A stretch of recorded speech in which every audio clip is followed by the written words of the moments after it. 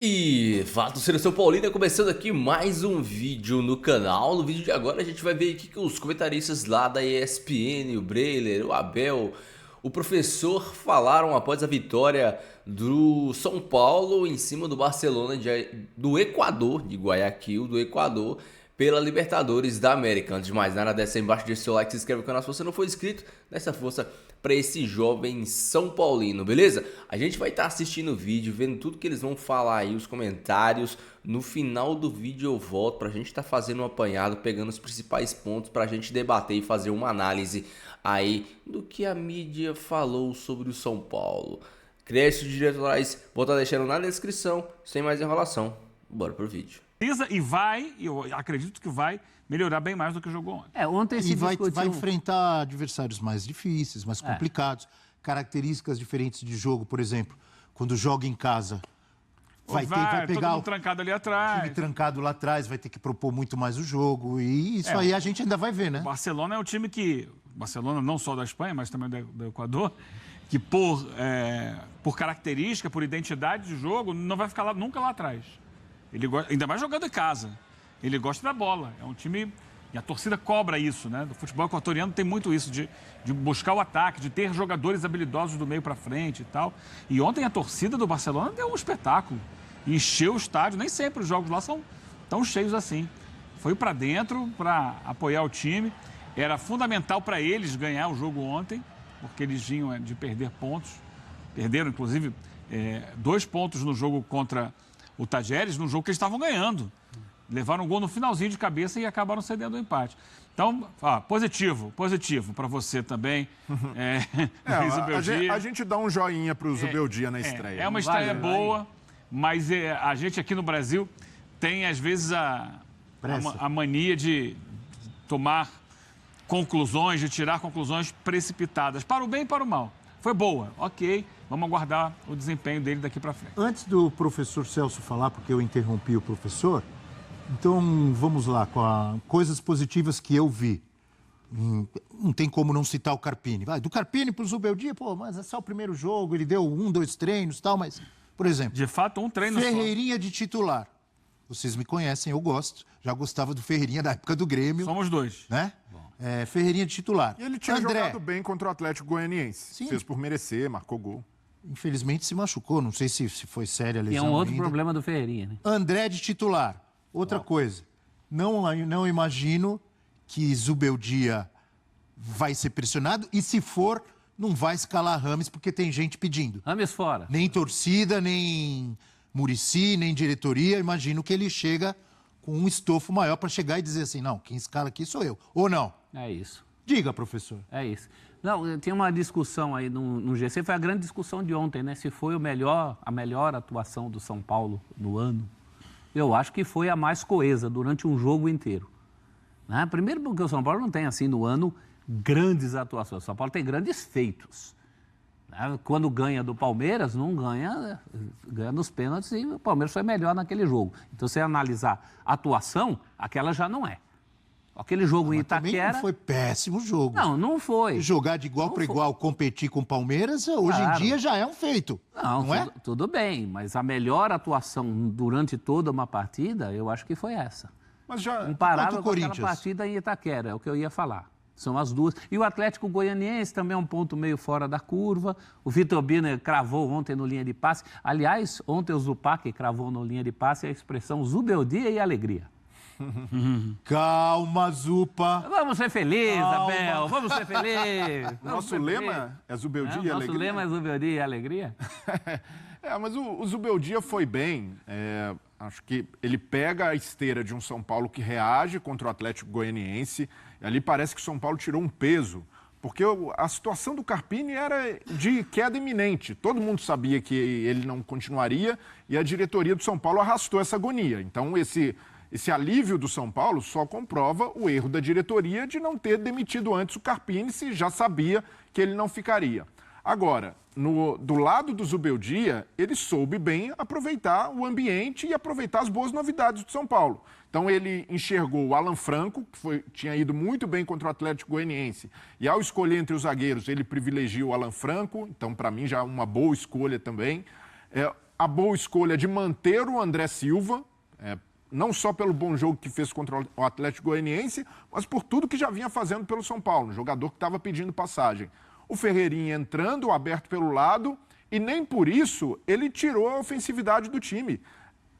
De início, parecia até que o São Paulo ia num 4-2-4, com 4 atacantes, mas o Luciano fez a função de criação, praticamente como um meia, até voltando bastante, ajudando na recomposição, principalmente no primeiro tempo. André Silva mais aberto pela direita, mas trocando de posição, ora com o Luciano, ora com o Caleri, se movimentando bastante, e o Ferreirinha pelo lado esquerdo. Então foi um São Paulo com muita mobilidade, com muito repertório lá na frente, e uma formação que dá a ele de saída uma alternativa muito interessante para o São Paulo. Quando voltar Lucas, quando voltar o Wellington Rato, ele pode ali, o Rato entrando na direita no André Silva, ou a manutenção do André Silva com o Lucas Moura fazendo essa função no meio-campo.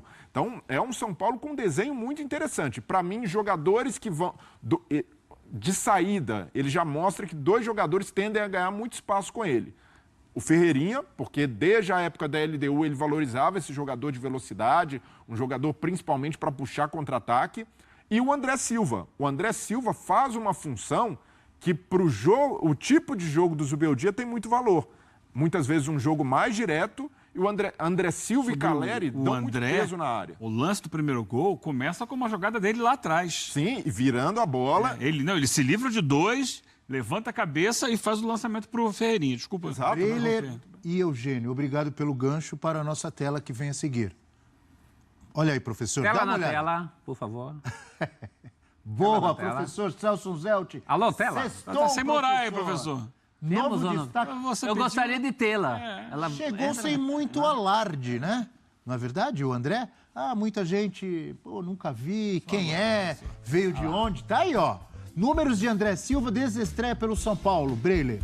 7 jogos, 2 gols e 1 assistência.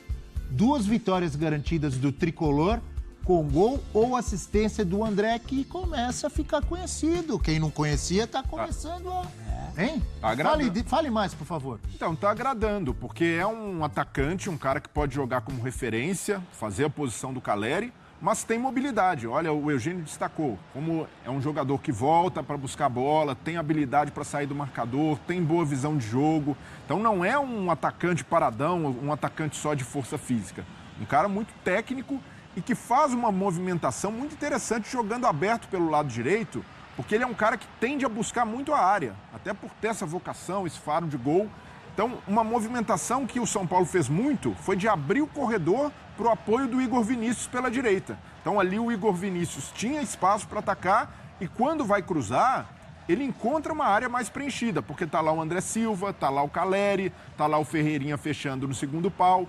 Então, é um jogador que tende a ser muito valorizado e a ganhar espaço com o Zubeldia, justamente pelo tipo de jogo pretendido pelo treinador. O Zubeldia, com esse jogo mais direto, ganha no André Silva um cara para ajudar a puxar contra-ataque e um cara também para fazer mais esse jogo direto, para ter ali uma opção a mais de chegada na área junto com o Caleri. Eu vejo o André Silva hoje como titular indiscutível do São Paulo, não só pelo mérito, mas por casar bem as características dele com o que o treinador pretende de ideia de jogo. E de quebra, Breiler, é um reforço para elenco também. Porque uma lacuna do elenco era alguém para substituir o Caleri numa dor de barriga, num momento de aperto. Só tinha Vai um- jogar só tinha com um- o Caleri, professor. Não, em princípio ele é titular.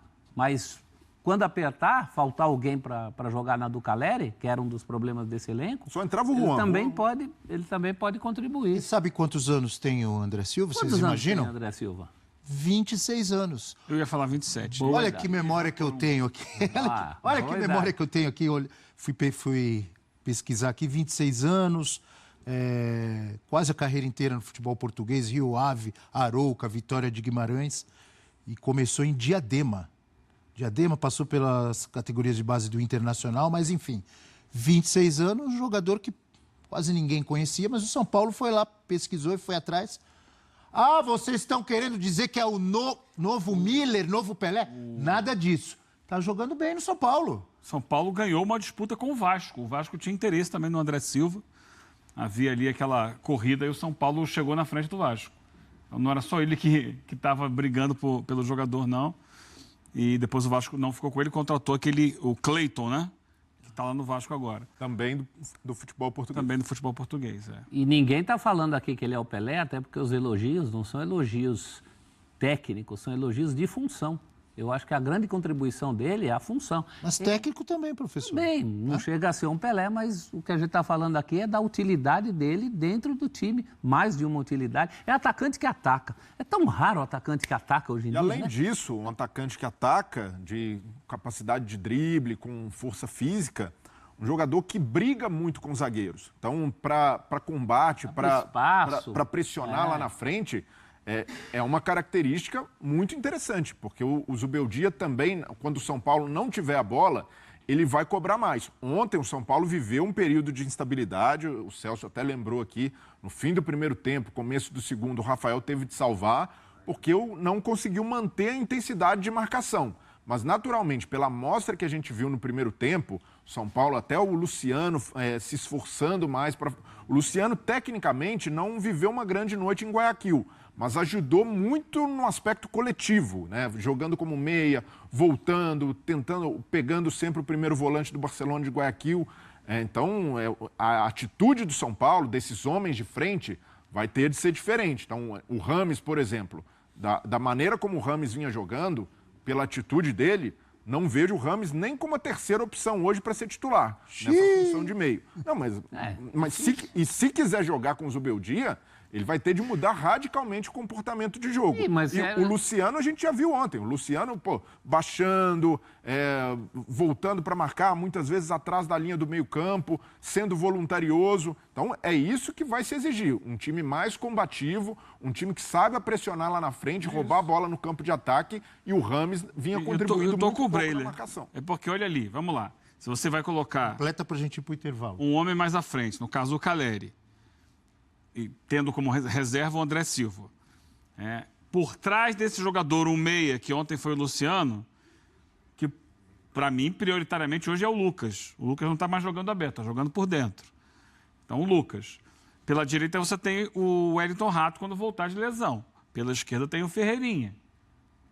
Aí, você ainda pode colocar ali por trás do centroavante, aí seria, como disse o Breder, a terceira opção, o Rames.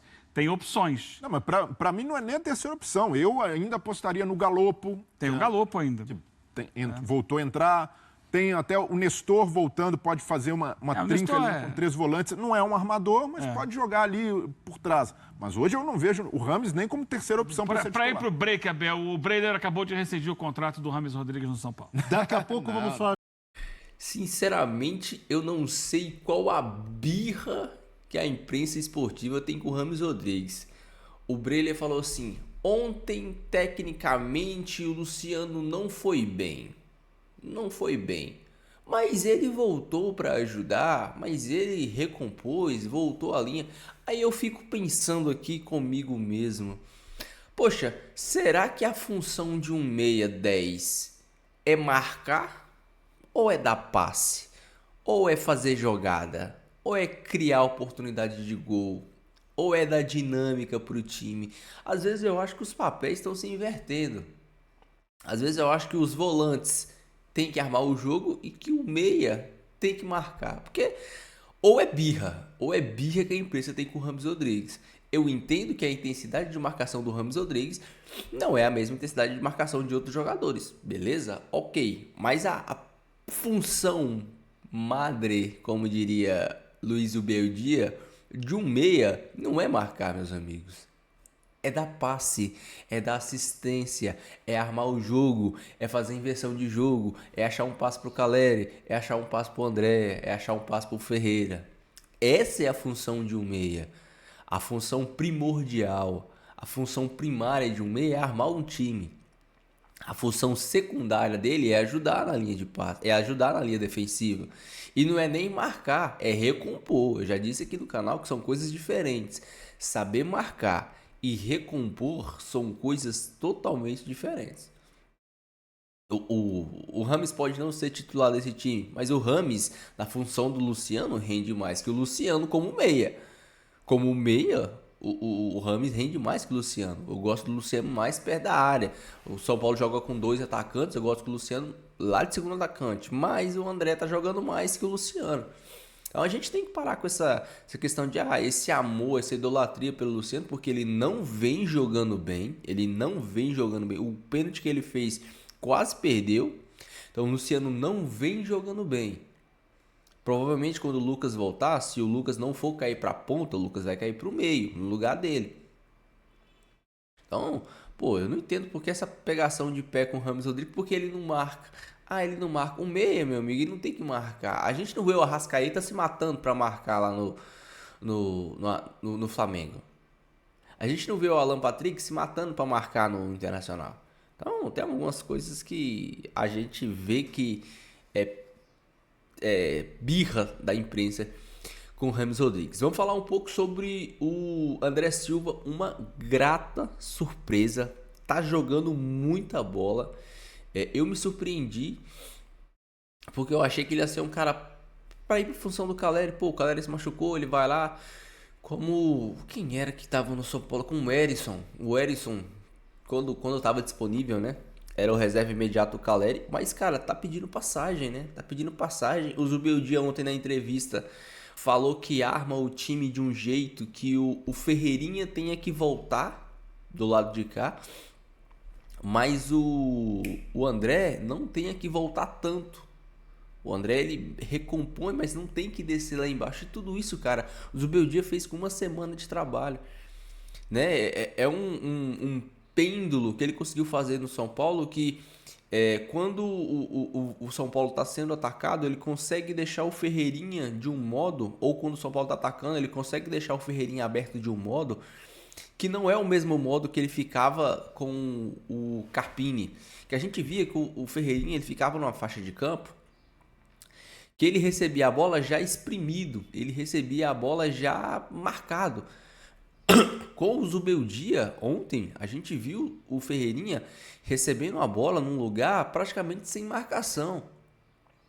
Né? Ele ficava numa faixa etária de campo que o zagueiro não podia sair muito porque tomava nas costas, o lateral não podia sair muito porque tomava nas costas. Então ele ficava numa posição que ele sempre recebia essa bola com tempo de dominar e de pensar a jogada. E isso é trabalho, meu filho, como diria Muricy Ramalho. Isso é culpa do Zubeldia, isso é mérito do Zubeldia, que armou rapidamente um modo para favorecer a velocidade do Ferreirinha, para favorecer a construção do André Silva. Os volantes do São Paulo ontem jogaram muita bola. Eu até disse no vídeo de ontem que os passes que o Pablo Maia deu ontem para frente, armando o jogo não, iniciando a saída de bola ontem, acho que ele deu mais passe para frente ontem do que deu no ano todo, né? De janeiro até aqui. Ontem eu vi a dupla de volante do São Paulo sem medo de girar o corpo e tocar para frente. O Alisson tocando para frente, achando o passe. O passe para o primeiro gol, e quando eu falo o passe para frente, é o passe que o Alisson deu para o primeiro gol do São Paulo. A bola vem do Igor, o Alisson poderia dominar a bola, girar para trás e dar um passe para o zagueiro. Seria o mais simples. O que o Alisson fez? A bola veio do Igor, o Alisson levantou a cabeça e deu um tapa de primeiro pro André. Ganhou a jogada e inverteu. Isso é saída de bola. Coisa que a gente não tinha com o Carpini. A saída de bola do Carpini era sempre aquela saída de bola. Zagueiro, chega no volante, volta para trás, chega lá no lateral. Lateral não tem o que fazer. Volta pro zagueiro. Sempre a mesma coisa. Então, ontem a gente viu algo muito... Eu gostei muito do que eu vi taticamente do time do São Paulo. Os momentos que o São Paulo sofreu foram por ataques pela direita, que é o nosso lado mais fraco, defensivamente, né? Apesar de ter o Arboleda, que joga por aquele lado, o Igor Vinícius era muito fraco, né? Defensivamente. Do lado de lá, apesar do Wellington também não ser um primor na defesa, tem um Pablo Maia que ajuda. O Ferreirinha que desce para ajudar também. Então o Zubeldia ainda vai ter que encaixar direito isso aí, mas eu gostei muito do que eu vi, gostei muito das variações táticas, gostei muito das triangulações. Cara, há quanto tempo que a gente não via o São Paulo tabelando, o São Paulo saindo e jogando, sabe? O São Paulo jogando bonito, e é isso que eu prezo aqui, cara. Às vezes eu fico puto com a imprensa que fala, o São Paulo é um time que transpira, que corre, que marca. E por que o São Paulo não pode ser um time que joga bola? Sabe, que dá passe, que triangula, que tem jogada de velocidade? Por que tem que ser só um time que corre, que se mata, que tem que ganhar as jogadas no corpo? Por que o São Paulo não pode ser um time com saída de bola, cara? Por que o São Paulo não pode ser um time com triangulação, com infiltração, com inversão de jogo? Eu quero ver um São Paulo assim. O São Paulo desse ano, esse São Paulo mais técnico, mais leve, é um time que pode fazer isso. E eu acho que o Zubeldia vai conseguir, por mais que eu acho que mais cedo ou mais tarde o Luciano vai acabar perdendo posição nesse time do São Paulo. Deixa a sua opinião, seu comentário, eu quero muito saber. Não esqueça de deixar o seu like e se inscrever no canal, beleza? Fiquem todos com Deus, até o próximo vídeo e valeu!